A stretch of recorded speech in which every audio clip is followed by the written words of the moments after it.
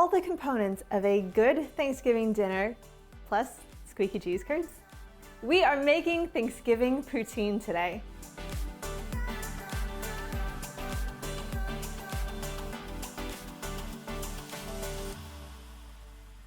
When both MaryJoStaebler and Morhokai redeemed Canada with their fish coins, I knew I wanted to make poutine. And don't you worry, since there were 2 redemptions, there will be more Canadian food coming up. This isn't my first time making poutine. I made it before back on my Twitch stream, but at the time I used store-bought cheese curds, which were not good. And it was okay, but it wasn't as amazing as I've heard poutine can be. And you know me, I can't help but put a twist on things. So, since today is Canadian Thanksgiving, I figured, let's make Thanksgiving poutine. Last week was dedicated to all of the components of this poutine. So now all we gotta do is put our poutine together. Typically, poutine uses French fries, but you can't have Thanksgiving without a sweet potato dish. Personally, I'm not a fan of those super sweet potatoes, so these savory fries that Shrimpy made last week are perfect. Then we have the one traditional poutine ingredient out of all of this, those homemade squeaky cheese curds that I made on our very first Sushi Labs last week. I was really nervous about Sushi Labs, so I am really happy that everyone seemed to really enjoy it.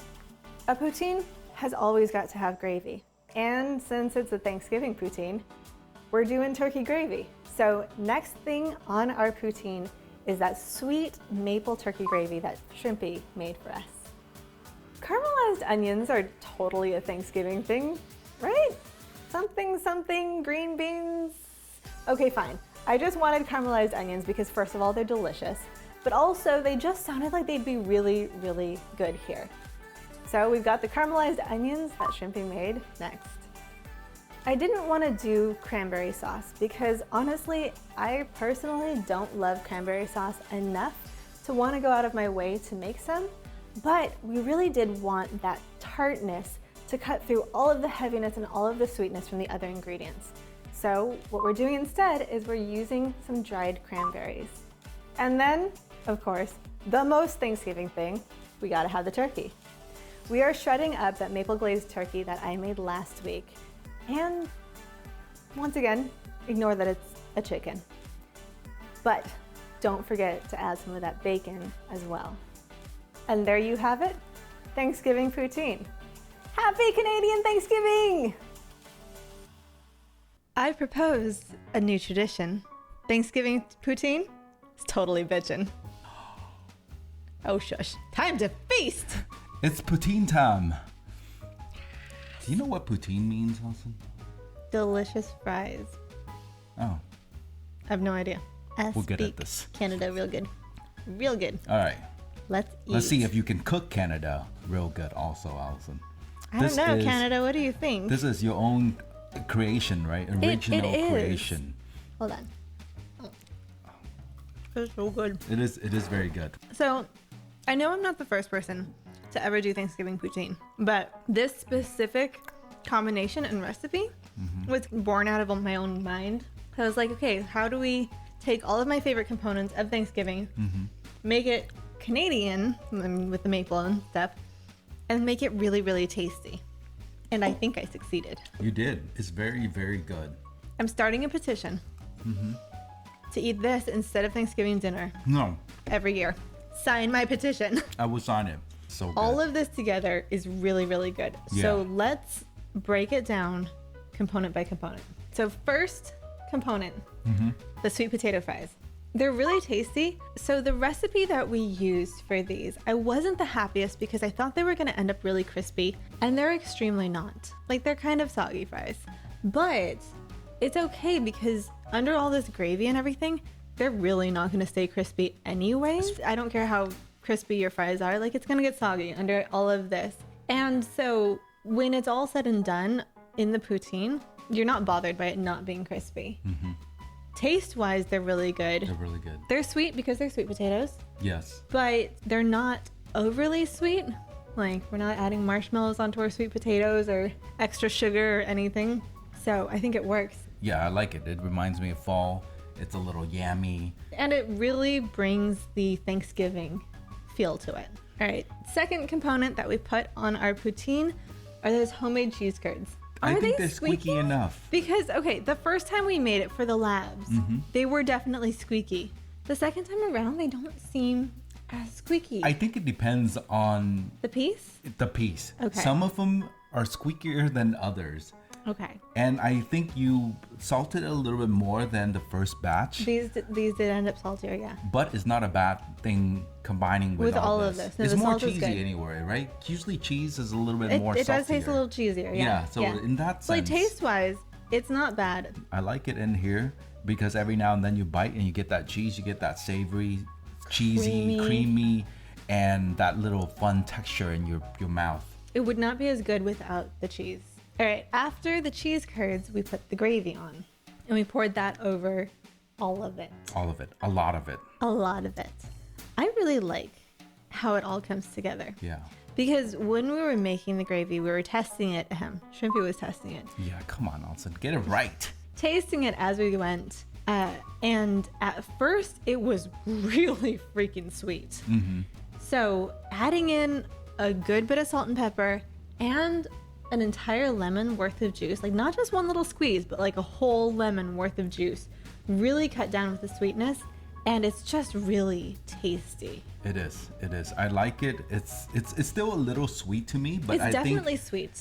combining with everything, it works. All right, next comes those caramelized onions, which you really can't go wrong with caramelized onions on just about anything. That and bacon would make any dish better, and we have both of that in here. It definitely adds to the sweetness, but in a different way than the maple stuff does or the sweet potatoes. So it's just a lot of different types of sweetness and flavor, and it's just so good. Caramelized onions really are one of those decadent ingredients. It is. Even though they're not expensive, like onions are super cheap, they do take some time, but like it's not a complicated thing to make. Yeah. But they just make everything fancier. It took a while to cook Couple it, hours. right? But like it's really just leave it alone, stir it once in a while. It takes time, but it's not actually difficult to do. But anything you cook that takes a while, slow, is usually It's decadent. It rich. feels fancier. Yes. Yeah. Yes. So add caramelized onions to everything. To everything. To live your fanciest life. Add it to cereal. That's what I do. Why not? Yeah. You don't even eat Fruit cereal. Loops. Caramelized onion. Delicious. Do you even like Fruit Loops? Next ingredient, the dried cranberries. I think these are very necessary. You can't leave them out because all of the ingredients on here are so rich and decadent and very sweet. There's a lot of sweet ingredients. So I feel like you really need that tart pop to cut through all of the richness, all of the sweetness. Otherwise, it's just kind of an overwhelming dish. But with the cranberries, oh, it's so good. When we were tasting this before the tasting session, and you asked me if I can taste the cranberry, I couldn't because I feel like it's something's in there that complete the dish. You don't notice it's there, yeah, but if it's not there, then you'll notice notice. it. There is that fruity little pop in there. I think it just brings the whole dish together. Yeah.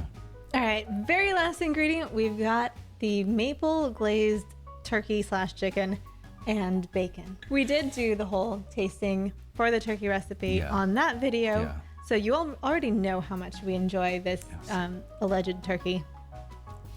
But, I mean, you can't really have a full Thanksgiving dinner without a turkey. And one thing I forgot to mention when we did the tasting for that was that at every Thanksgiving, we should cover our turkey with bacon and bake them. That's what I believe, okay? Vote for me. I will make it happen. Bacon on every turkey. Bacon wrapped turkey every year Son for 2020. Thanksgiving. All right, so overall, what do you think? Overall, I think it's delicious. We made poutine a couple of times before, and to me, it was good, but it was not anything extraordinary. I had like bought fries, like freezer fries, for the first time that we made the cheese curds for the labs video. And so we were eating a bunch of poutine then, and it was like, it's tasty, But I was like, okay, you know, it's good, but I'm not gonna go out of my way to get it or to make it and stuff like that. But this is on a whole different level. I think this should be a family tradition, or at least our family. Convince your family. Not even whenever kidding. we can see them again. I'm not even kidding. Yeah, because it's so good. I think my entire family would love this. I also think your family would be into this, and they don't do Thanksgiving. Yeah, and I think your family would be into it. I think your family would love this. Yeah, and I think, you know, who else would be interested in this, Austin? I can't think of anybody else who would be interested in this. Your boy, deliver. I got it. Uber Son is here. Uber Son. Uber Son. Thanks, Uber Son. Did he at least tip well?